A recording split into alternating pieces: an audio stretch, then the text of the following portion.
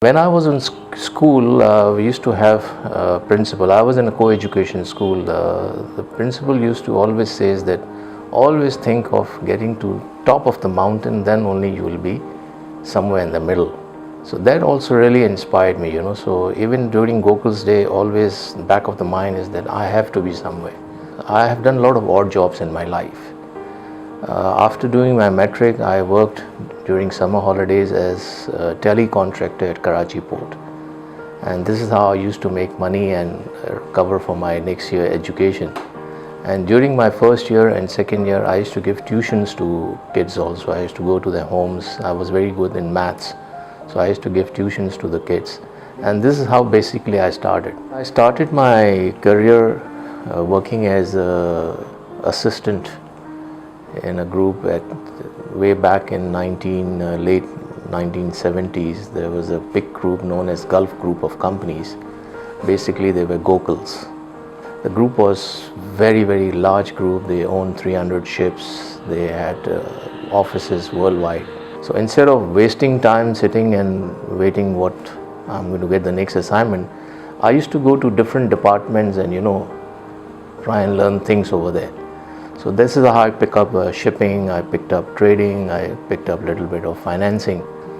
I worked in Gokul for 3 years and then I left. Then I joined a company which was 4 people. When I joined, I was the 4th person.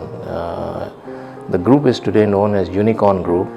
And from that 4 people company, I turned that company into 200 people with trading, ship owning, industry. And I worked with that group for 14 years. I always had in mind that I need to do something on my own. And I started Pacific in 1995. And we started at a very small scale. We were again 5 or 6 people.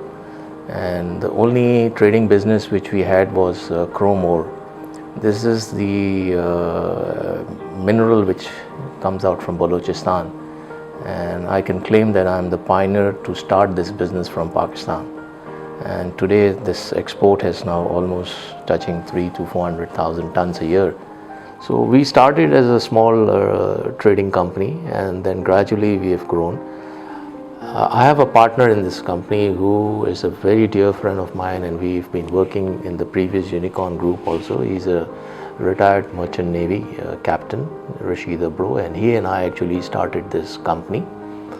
And then the second thing which we added in the group is that we made our own warehouse, logistic facilities. And again, it's very interesting that one of the bankers advised me that if you want to be a good trading company, then you need to have a warehouse.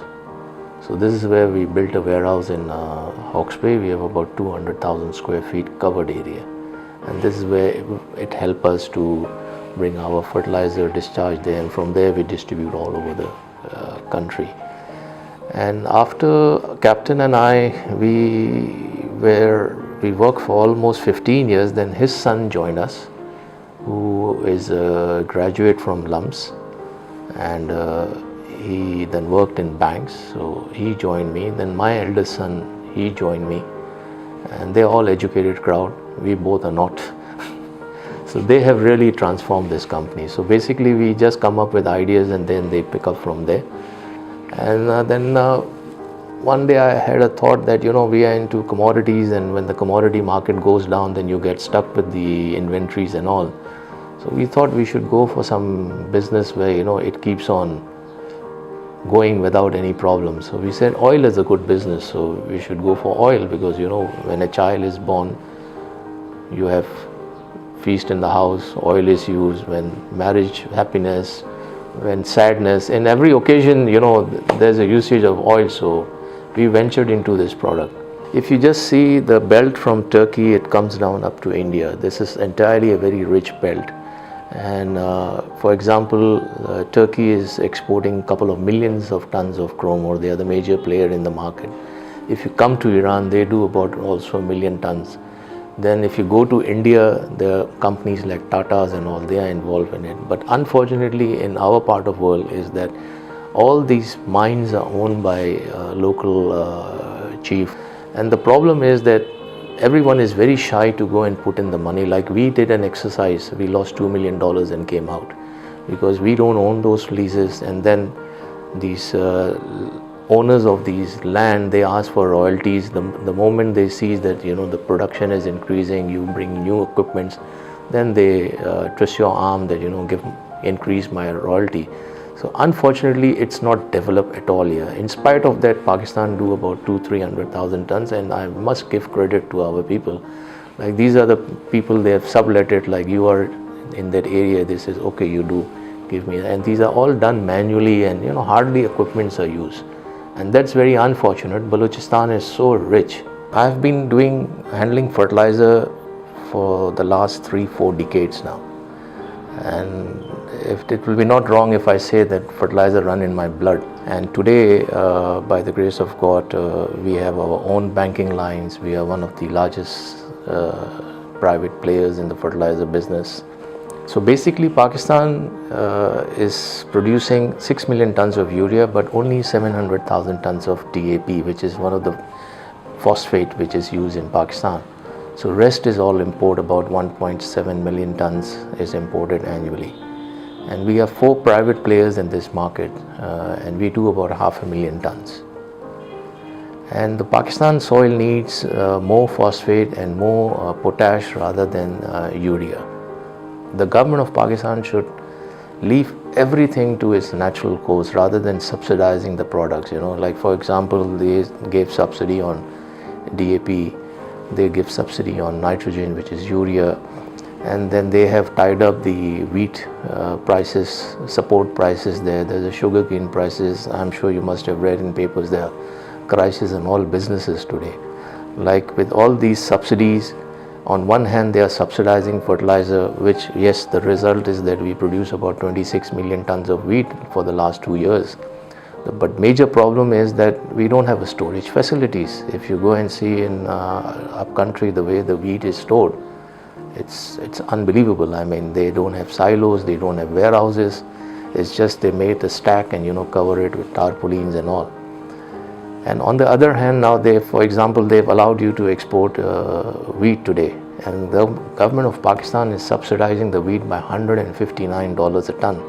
So it doesn't make sense that you are subsidizing the inputs also, you are subsidizing the output also. Same again in sugar, that there's a huge production of sugar.